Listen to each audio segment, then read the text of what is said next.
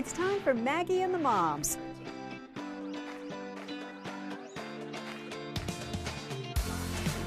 Sponsored by Tampa General Hospital. We love that song, right? We're jamming. We're jamming. We are talking all about adoption today, including the pitfalls and positives of this process that so many families choose to create their families. Welcome to Maggie and the Moms, where we celebrate but never sugarcoat parenting. The two ladies joining me today know all about this topic because this is their world. Nicole Witt is an adoption consultant. She runs the Adoption Consultancy, which she founded as a labor of love, and we'll talk about that. Farron Hipp is an adoptive mom to a now 2.5-year-old daughter. Yay. Baby, I gotta stop calling her Baby Ezra. She's toddler Ezra. Toddler Ezra. They grow so fast. Nicole, you and I know this. How old are yours?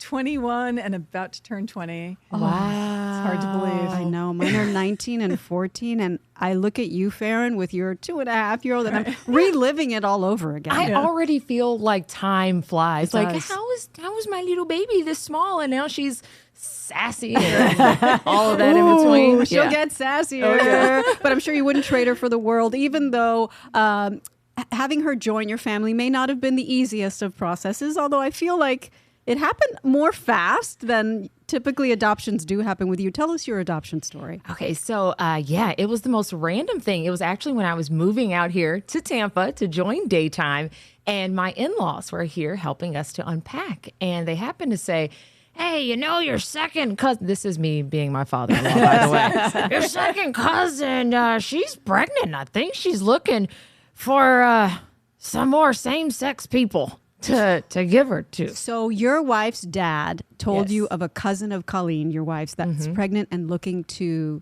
give the baby to a same-sex couple. That's correct. And, we had, already thought about ways that we could grow our family. Adoption was not right there at the forefront. It certainly wasn't the timeline that we had expected, Yeah. but it just happened. And we prayed on it and we reached out to her.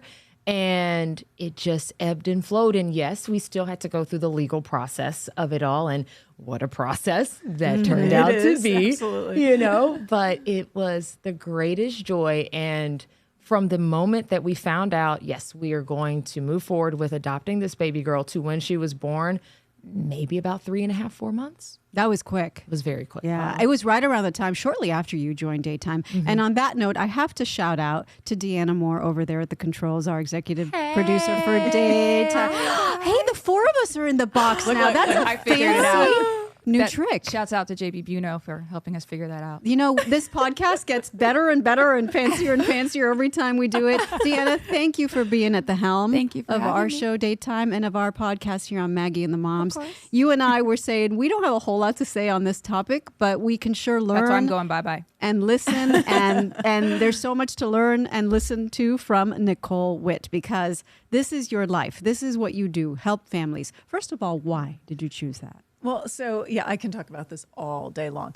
My husband and I went through the whole infertility journey, and we ended up going a different path. I had my children through egg donor, partly because we believed all of the horror stories and the myths that are out there about adoption. So we never gave it a real look, I'd have to say. Okay. And then I got very involved with doing a lot of volunteer work in the infertility space, and I learned so much about adoption. I was like, wow, all those things that I had feared aren't very real, and people need to know about this, and they need to know it's a great option. And I had been kind of searching for a career change. I really felt like what I was doing prior didn't matter. I wanted something that mattered. So it just seemed like the perfect opportunity. So I made the change 20 years ago, and I've been helping families ever since. That is absolutely wonderful. When you have a family who's considering adoption come to you for the first time, what do you find is their number one fear, concern, question?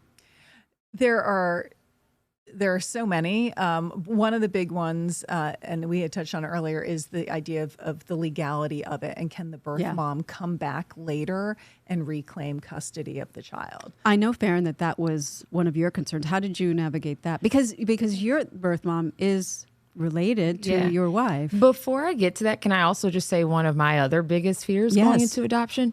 the sticker shock. Well, yes. I mean, you Yes. would think, well, someone wants to give this baby a home. They don't want to raise it. Why does it cost so much? Right. But okay, aside from the sticker shock, We- there was we no will talk buyer's about the remorse. finances too, though. Okay, yeah. But sorry, what was your question? Yes, I'm great at Nicole this, huh? brought up how some families come in and they worry about, will the birth mom eventually come back and sort of lay Yeah. claim to this child? Yeah. And that's the whole thing of open versus closed adoption. We Yes. did go with an open adoption because during the pregnancy, the birth mom FaceTimed with us every week. We got updates on her pregnancy, how she's doing, and she sent us sonogram pictures, and we felt like this is great. It's very involved. Right. As we went through the legality of it all, and we actually got her an attorney. We paid for her attorney. We paid for our separate attorney as well. That's when it got a little stickier. And I took a screenshot of this because I wanted to share this with you guys. For visitation, it said no visitation is agreed upon. Telephone calls, no telephone calls or video chat sessions are agreed upon. However, pictures and or video, it says the adoptive parents will send photos of the baby by email, by mailing printed photos or DVDs, or through a private social media profile.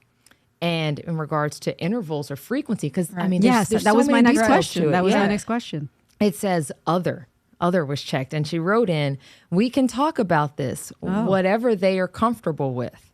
So and that's that pretty was, open-ended. It's very open-ended. Right. And, there's a 90-day waiting period. So we got our daughter at the day of her birth. We were in the hospital room right next to her, and it was so awesome when they bring her over into our room and we get to have that skin-to-skin moment.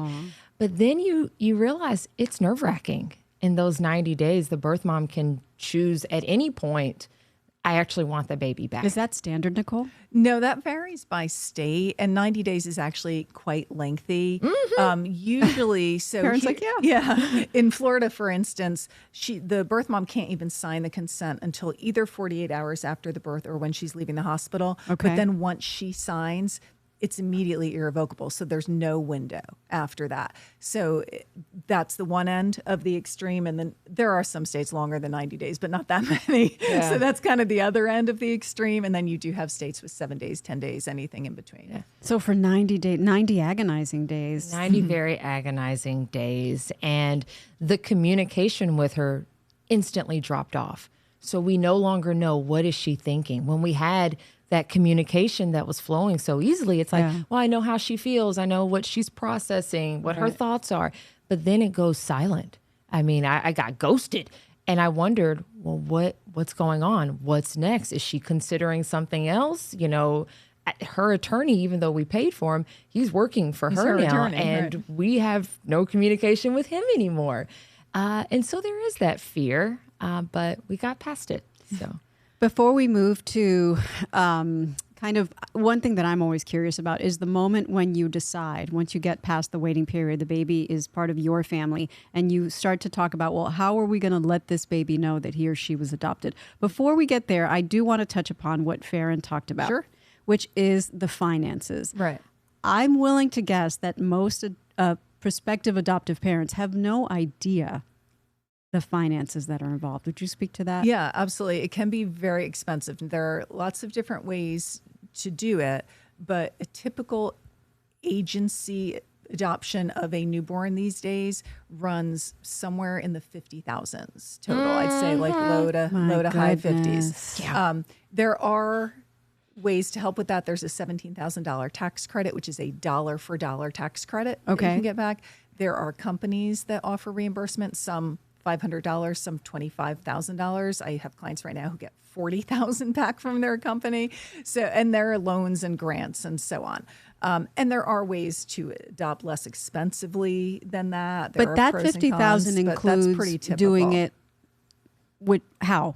So that's like a typical, like through an agency. Through an agency. That includes the attorneys on both sides. Okay. That includes the birth mom's pregnancy related expenses, the agency's costs, the court filing fees, the court reporting fees. So it's all these things that add up to that. When you go about choosing an agency that's right for you, Is that where someone like an adoption consultant comes in? Because I've read that you call yourself the wedding planner of adoptions. Right. Are those the kinds of decisions that you help these parents make? Yeah, so the approach that I take is I help my clients get activated with several different agencies because you're not paying that money up front. Oh, right? So you're interviewing like a nanny. So I'm creating a plan for them saying, here are 6 or 7 or 8 agencies you can sign up with. And then that way they have a lot more opportunities so things can go faster, which is often a big concern for people because they've often been trying for years to start their family. Right. It gives them more options to find that right match for them. So yeah, we get them out there usually with several different agencies, not just one. And can you chime in also on how long the wait can be? Yes. Because I think that sometimes people are like, oh, I signed up. It's going to happen so soon. Right. But it does make sense that people should sign up with so many agencies because you don't know how long you could be waiting. Exactly. So I kind of start looking at time frame from once people are ready to be sort of presented to birth moms, right? Okay. Meaning that they're signed up with the agencies. They've created a profile, which is a visual representation of what they have to offer to the child. They've done their home study, right? Because everybody takes a different amount of time to get through all those pieces. They've done their, what'd you call it, home study? So that's who does that? It's a social worker, and it's basically a legal document that says you are allowed to adopt.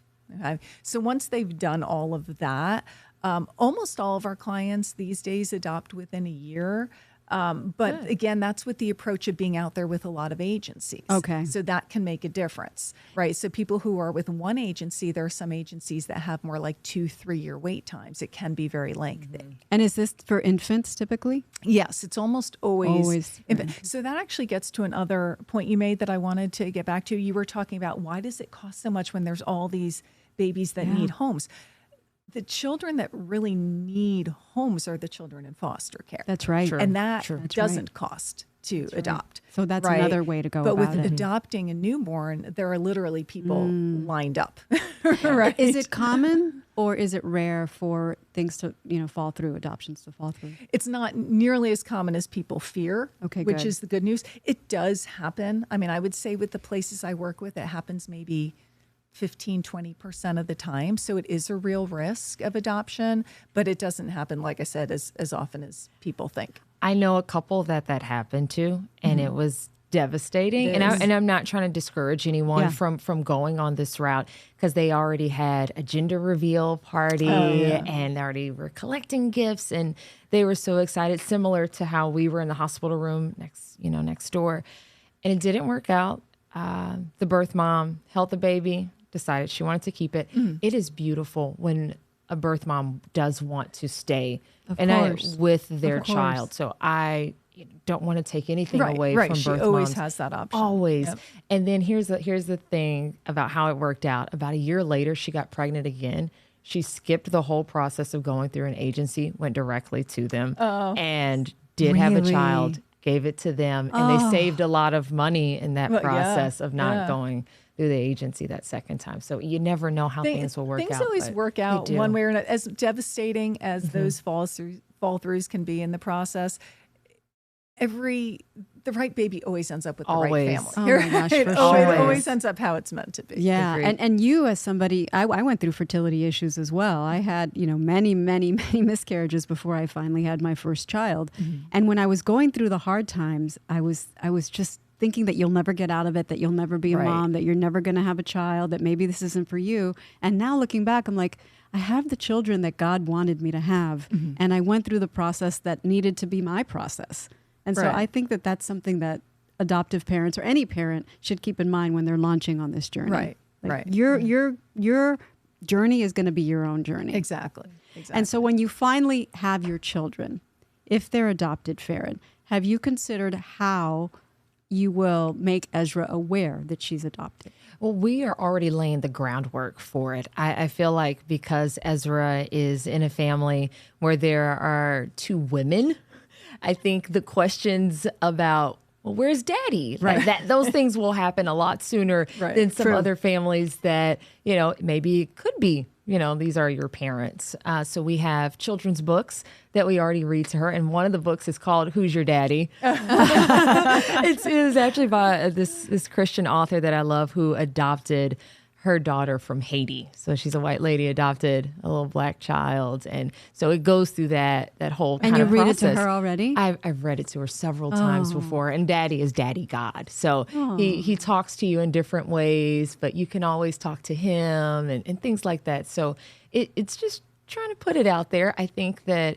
we do have to realize that in today's day and age, kids are curious. Kids have social media, they have the internet, they have all these other ways that they can find out information before you think you're ready to tell them. So it just has to be out there and age appropriate for sure. Yeah. But yeah. How do you advise parents to navigate that ongoing conversation? Because we were saying earlier, it's not one conversation. It's not one day when you sit your child down and say, I have some news, you're adopted. It's just something that they know about themselves since day one. So it's not a big deal. It's not a bad thing and that's in any way, how or it stigma. should be. But it doesn't mean you have to give them every detail, at 1 year older. Yes. Right? So you share more and more of the details and the story when it's developmentally appropriate, and when they're asking certain questions and getting older. And it depends on what the story is, right? There are some stories with some dark parts to them, and there are some that don't, that are beautiful, happy stories. So it all kind of just depends on what's appropriate for them and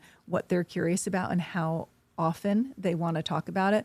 But I think it's really important that they know that it's always an open topic of conversation, right? It's never bad for them to bring it up. So if it's something that hasn't come up in even a few weeks or so, it can't be a bad idea to be like, oh, if they're, singing or something. Oh, you have such a beautiful voice. I wonder if your birth mom had, good singing voice or something like just throwing Make it that out natural, there, casual not conversation. no stigma So whatsoever. It's always open topic of Don't conversation. you feel like that's different from how things used to be? Oh, it used to absolutely. be like So hush, hush. Don't It talk doesn't about need it. to be. And I love to hear you say about trying to bring in maybe some elements of the birth mom into to the kids as well, because that's something that we always want to. I talked with a therapist and she said, you don't want your child to grow up thinking that the birth mom didn't love them. Absolutely. And that's Never why. feeling rejected. Yeah, you don't want them to carry that burden. Yes. And Right. so it's a decision where your birth mom loved you so much that she wanted to give you a better home. And that's where you are right now. Right. Something I was told. And they know that they can talk to you about her because sometimes otherwise the children might feel like, am I going to hurt my adoptive mom by asking about my birth mom? So if you're talking about her always in a positive way, then they know that that's okay and that's natural. Now you are raising, your baby is white. Yes. I So- love my little white baby. So the issue of transracial adoption is interesting to me because I wonder what considerations go into that when you're raising a child who is of a different race. A lot. I joke. Comedy, humor Yeah. is kind of what keeps me going. Because I joke around and say, well, I'm outnumbered in the house now. Your wife is white, your My wife baby's is white. also white. But it's something similar to how adoption is just always brought up. If we're taking a picture, I say, well, mommy's melanin needs to see the light, so let me get a little closer. So it's always something that I let her know, hey, I'm comfortable talking about race with you. I understand that we have a different race. It's obvious. And that's something kind of like I said about other kids will notice that. And kids will say, hey, your mommy is, why does she look like that or something? Something else is that I realize having a white child, it's a little bit easier because they're the majority or they're not a typical minority. Or a white parent having a black child. I feel like there are certain things that need to be done to make sure you are embracing Black culture. Absolutely. Yes. I think that there are concerns, just being honest here, that especially a Black boy needs to know about as he's growing up. These are basic safety things Yes. that, you just need to be aware of, and stigmas that could be against you based on your race that you don't always have to worry about with white kids. Just Yes. saying. And Nicole, I'm sure that is addressed when you are kind of advising on an interracial adoption. Yeah, so I have this conversation a lot with clients, and a lot of clients say to me, like, so most of my clients are white, And because that's generally who's out there adopting. And really? I do, yeah, I mean, of course I work with any family, but just demographically, statistically speaking, the vast majority of people who are out there adopting are Caucasian. And that's going to be a key point here in a second, because I have a lot of clients who say to me, like, I'm open to adopting transracially, Yes. but I don't know if it would be fair to the child, right, to be adopted by a Well, Caucasian the fact that they're couple. even thinking that is a good start. Yes, It is. They're, right. you know? And would it be fair for them to be raised in a Caucasian environment?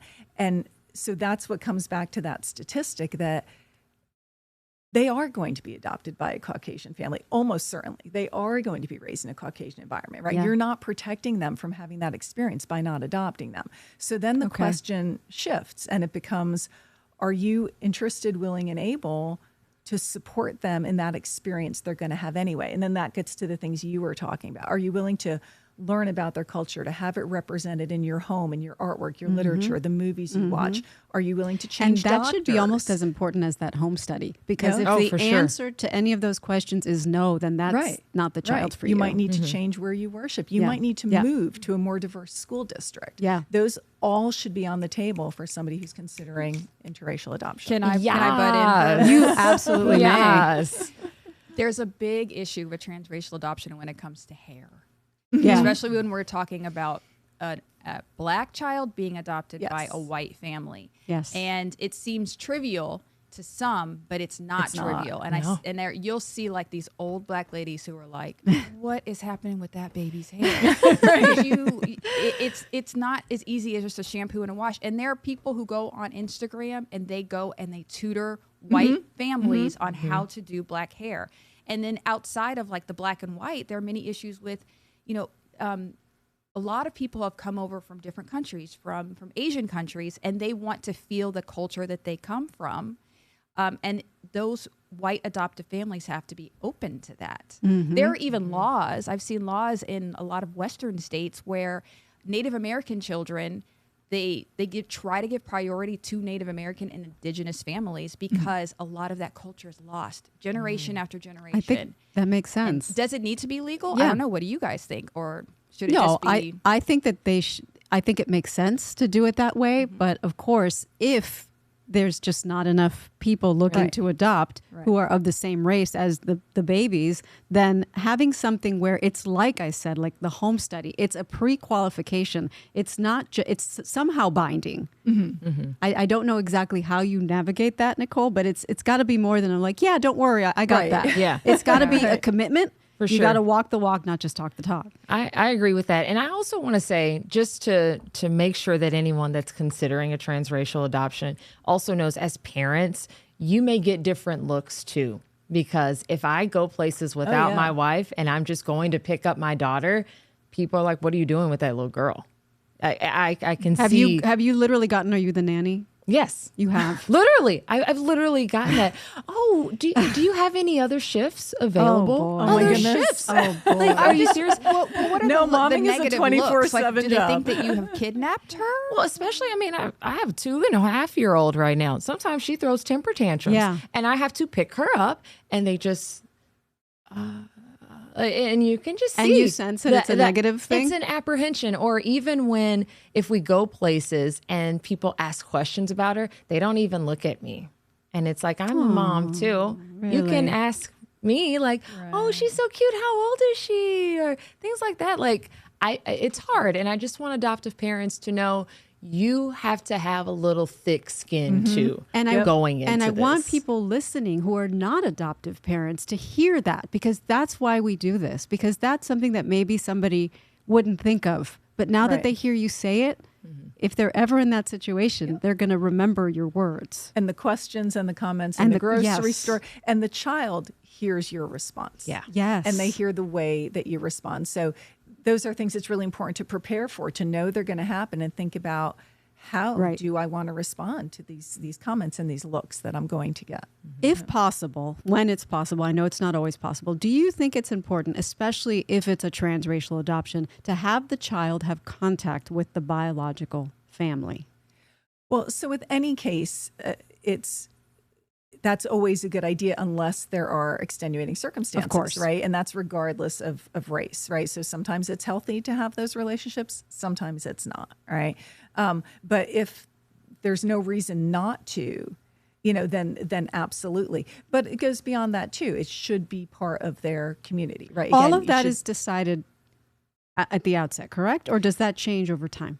Well, so usually it's interesting you had the contract, but the contracts are the minimum, right? So you can always go above and beyond that. So usually there's a relatively low bar in terms of the minimum ongoing contact, and then people kind of see how the relationship develops. More often than not, it does develop into more contact. This is something that always surprises people who are new to adoption, that all the studies show that down the road, it's actually the adoptive parents who want more contact than the Really? birth parents may at that Why? time.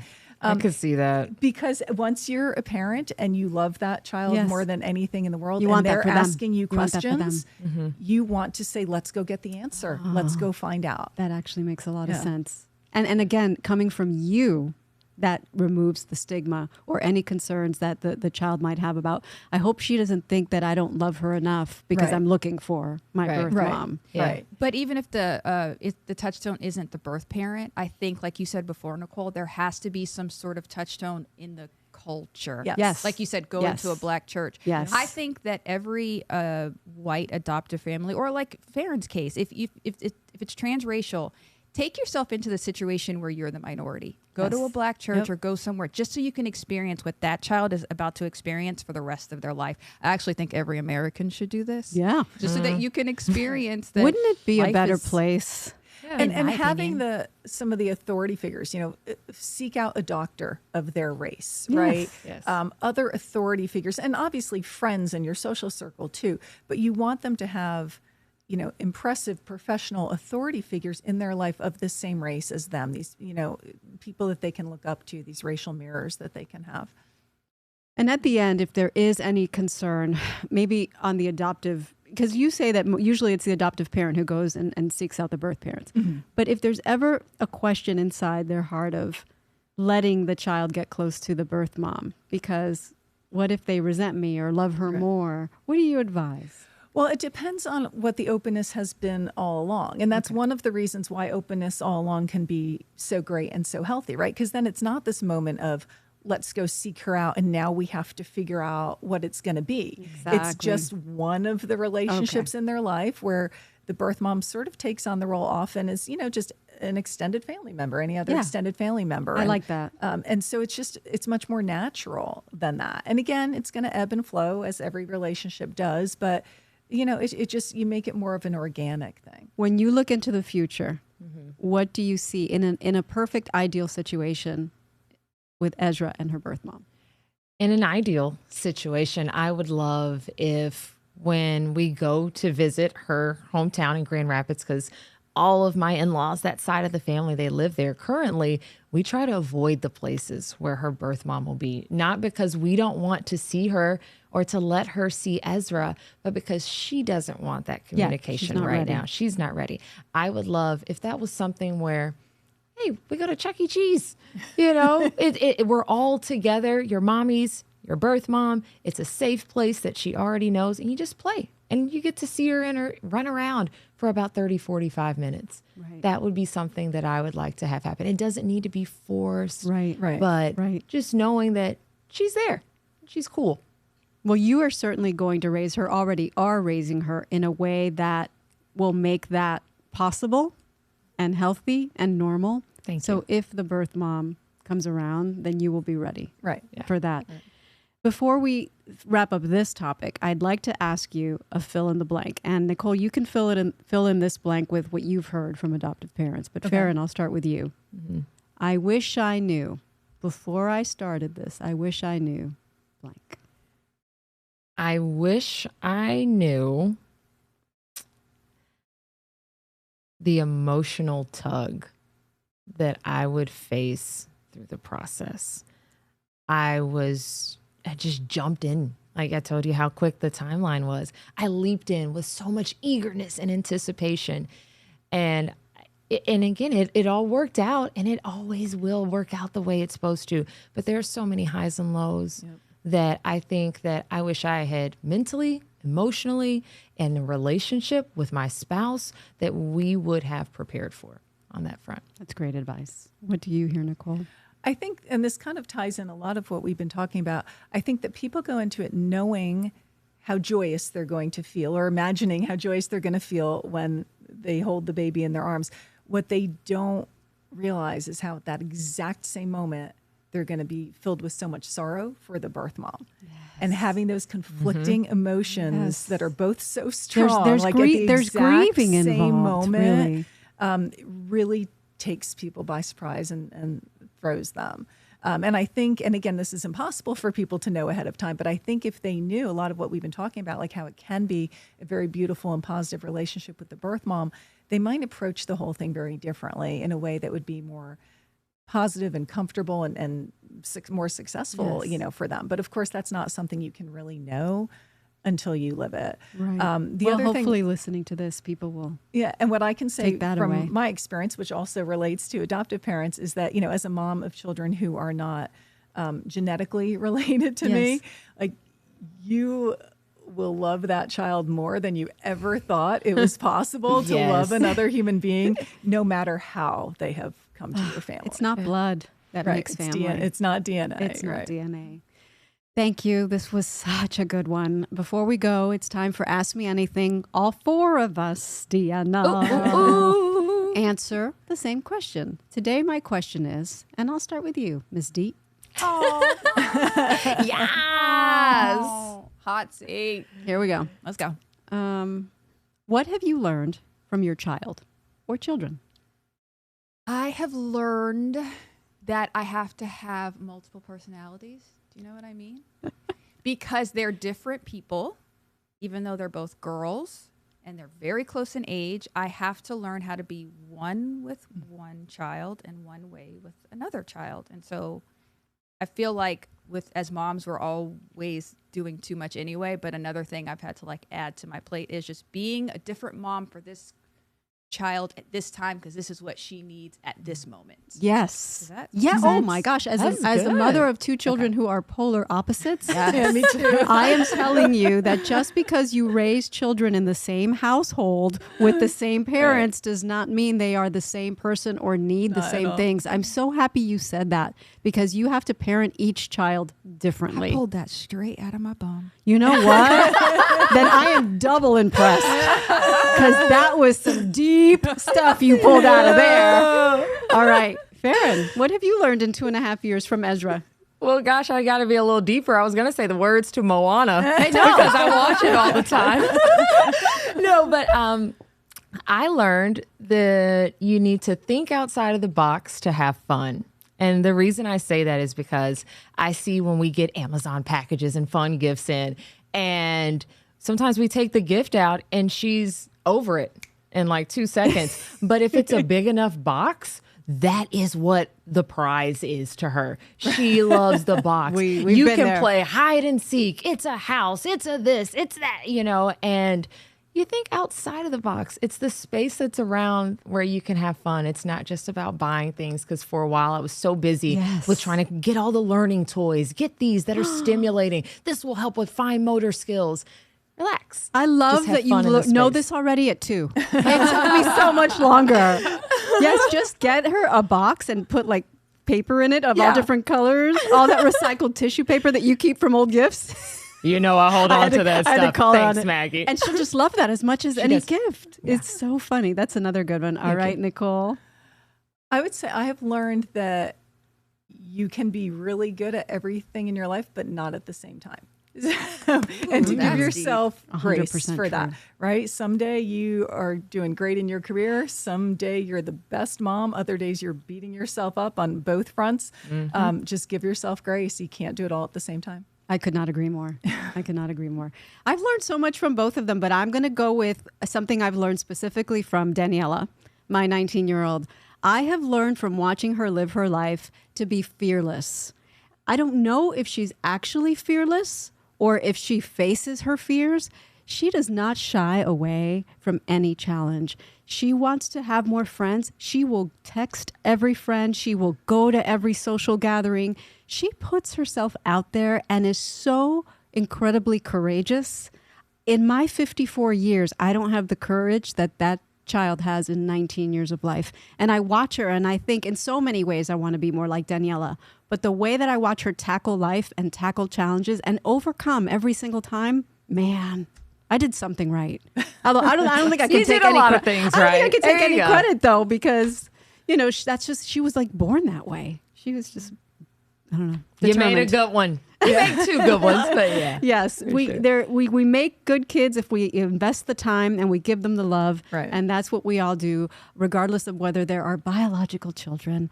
Ladies, thank you. I loved this conversation. This Thank is you. great. Thank you so Yeah, much. Appreciate it. And everybody, if you want to replay it, listen on Spotify, Apple Podcasts, anywhere you get your podcast. Watch us on YouTube or on WFLA Now. Adios.